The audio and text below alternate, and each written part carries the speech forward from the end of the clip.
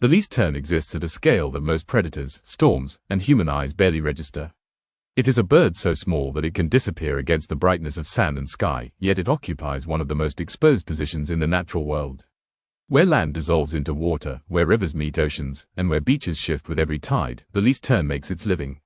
Its evolutionary path has not favored size or strength, but precision. Every gram of its body serves efficiency. The wings are narrow and sharply pointed, designed for rapid acceleration and sudden directional change. The body is light, almost fragile in appearance, yet capable of sustained flight over open water.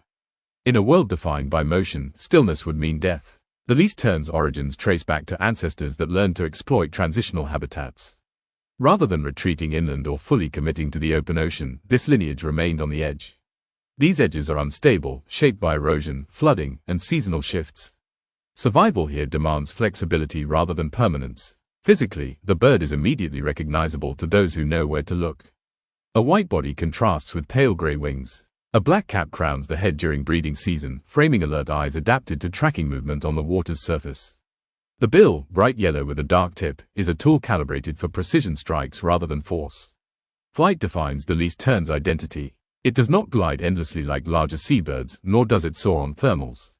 Instead, it flies with urgency. Rapid wing beats carry it low over water, scanning constantly. When prey is detected, the bird halts midair, hovering briefly before plunging downward in a clean, controlled dive.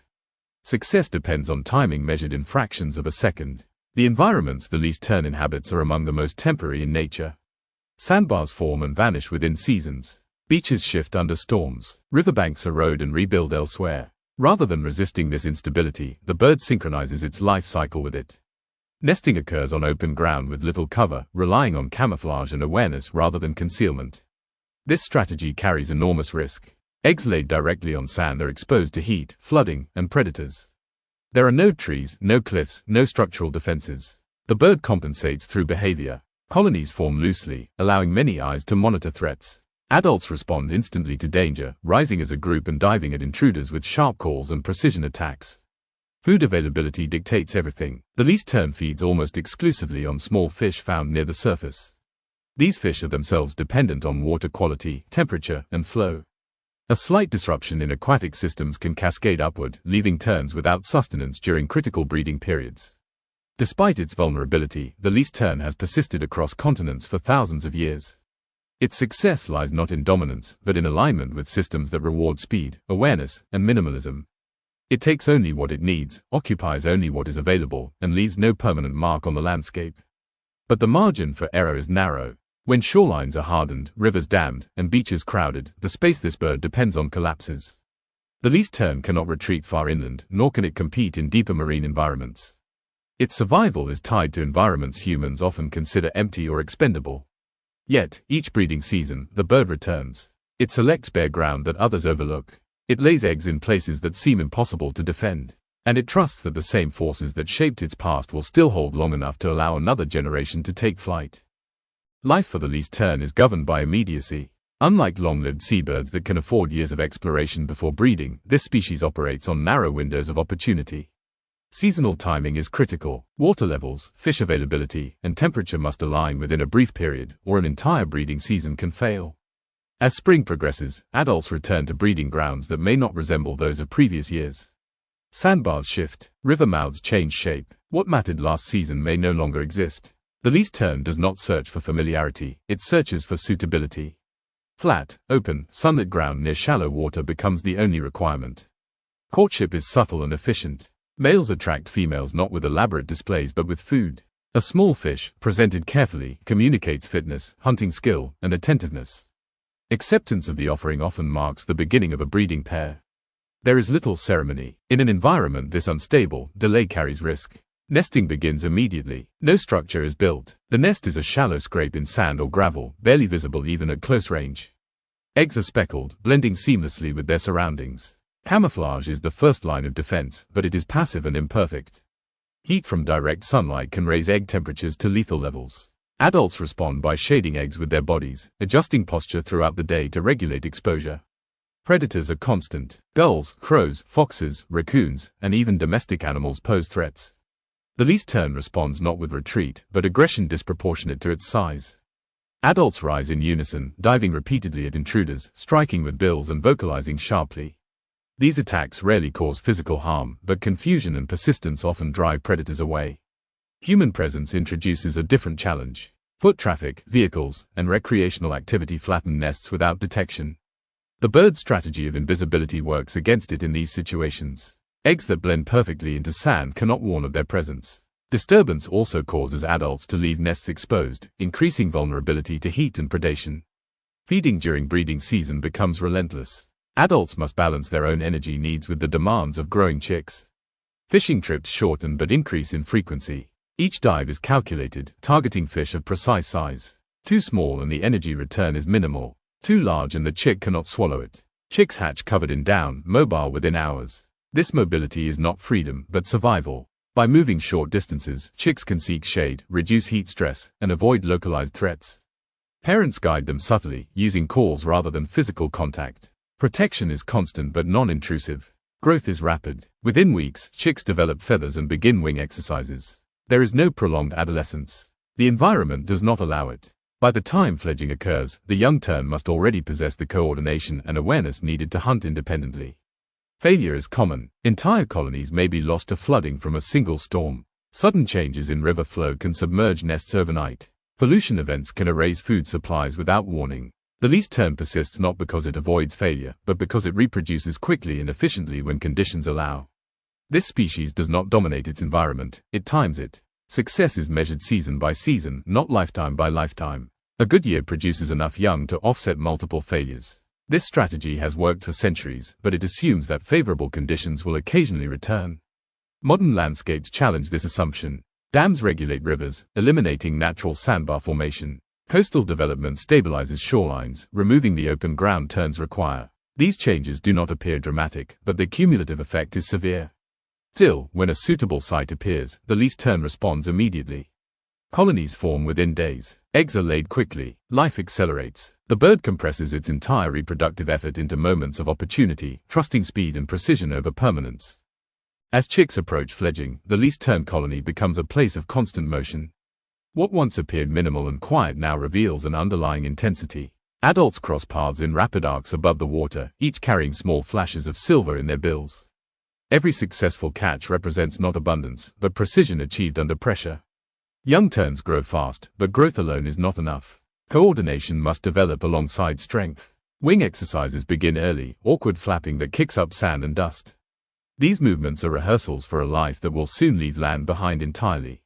There is no safety net once flight begins. Failure at this stage often means death. Learning does not occur through instruction. Adults do not teach by example in the way humans recognize. Instead, behavior is absorbed through proximity and repetition. Chicks observe flight paths, feeding intervals, and responses to danger. Instinct fills the gaps where experience has not yet formed. The moment of first flight arrives abruptly. There is no ceremony, no gradual easing into the air. One day, driven by hunger and muscle readiness, a young tern lifts off and follows the shoreline. The flight is short, unstable, but decisive. From that moment on, dependence ends quickly. Parents reduce feeding, forcing independence through necessity rather than encouragement. Juvenile mortality remains high even after fledging. Inexperience leads to missed dives, poor landings, and exhaustion. Storms do not distinguish between age or skill. Those that survive do so by refining movements rapidly, adapting to the pace demanded by open environments. Migration introduces the next challenge. Least terns are not sedentary birds. Many populations travel significant distances between breeding and wintering grounds. These movements are guided by instinct rather than learned routes, tracing coastlines, river systems, and shallow marine zones where food remains accessible. During migration, individuals disperse widely. Colonies dissolve. The cooperative vigilance of breeding season gives way to solitary navigation. Each bird becomes responsible for its own survival, reading weather patterns and responding to changing conditions in real time. Longevity in the least tern is modest compared to larger seabirds. Shorter lifespans are balanced by earlier maturity and repeated breeding attempts. This life strategy depends on continuity of habitat availability across years. When that continuity breaks, recovery becomes difficult. Environmental stressors now overlap rather than occur in isolation. Habitat loss combines with climate instability. Pollution reduces fish stocks while increasing toxin exposure. Disturbance during breeding amplifies losses already caused by flooding or predation. The least tern does not face a single existential threat, but a convergence. Despite this, the species continues to demonstrate remarkable responsiveness. Artificial nesting platforms, protected sandbars, and managed river flows have shown success in supporting populations. When given space and timing, the least tern rebounds quickly. Its biology is still capable of success. The limitation is not internal. The presence of least terns often signals healthy shallow water systems. Their reliance on small fish ties them directly to water quality and aquatic productivity. When terns disappear, the loss is rarely isolated. It reflects broader ecological imbalance. There is no grandeur in the bird's appearance or behavior. It does not dominate skies or command attention through size. Its significance lies in subtlety, in the way it occupies marginal spaces, in how it exploits brief windows of opportunity, in how it survives where permanence does not exist. As seasons turn, many terns vanish from breeding sites without trace. Beaches empty, sandbars erode, silence returns, but absence does not mean failure. It means transition. Somewhere along distant coasts or river mouths, the birds continue their cycles, unseen but persistent. Their survival does not rely on conquest or expansion. It relies on allowance, place to nest, water to feed, time to complete a cycle uninterrupted. These requirements are minimal, yet increasingly rare. The least tern story concludes not with resolution, but with continuation. Its survival has never depended on certainty, only on timing. In a world that shifts constantly, this bird does not seek control. It waits for alignment. When water recedes just enough, when fish gather near the surface, when sand is bare and sunlight steady, the cycle resumes. This dependence on narrow conditions makes the least tern both resilient and fragile. Resilient because it can exploit opportunities quickly. Fragile because those opportunities are increasingly engineered out of existence. Modern coastlines favor permanence, concrete, stabilization, predictability. The least tern requires the opposite. It needs movement, erosion, fluctuation. What humans label as disorder is, for this bird, functionality. There is no surplus in its life. Energy is spent as it is gained. Decisions are immediate and consequences final. The bird does not carry reserves of time or space. Every season matters independently. A failed year cannot be offset by abundance stored elsewhere. This forces efficiency, but it also exposes vulnerability. Yet, where protection exists, the response is immediate. When beaches are closed during nesting, when river flows mimic natural cycles, when artificial sandbars are allowed to form, least terns return. They do not hesitate. They do not test gradually. They commit fully, laying eggs within days. Their biology has not lost its capacity for success. It has lost only the consistency of opportunity. In this way, the least tern becomes a measure rather than a victim. Its presence signals balance between water and land. Its absence signals interruption. The bird does not adapt its needs to human priorities. It reflects the consequences of those priorities instead. There is something instructive in this refusal to negotiate. The least tern has no alternative strategy waiting in reserve. It will not move inland, will not nest in trees, will not shift diet easily. It exists within a narrow ecological identity, honed over thousands of years. Survival, for this bird, is not about versatility but about precision. As climate patterns continue to shift, the bird's future will depend on whether transient spaces are allowed to remain transient. Whether rivers are permitted to flood and recede. Whether beaches are allowed to be empty, unstable, and temporarily unproductive by human standards. From a distance, the least tern appears insignificant. It leaves no permanent structures, claims no territory long-term, alters no landscape visibly. But its role is subtle and foundational. By tracking fish populations and responding instantly to environmental changes, it integrates aquatic and terrestrial systems into a single rhythm.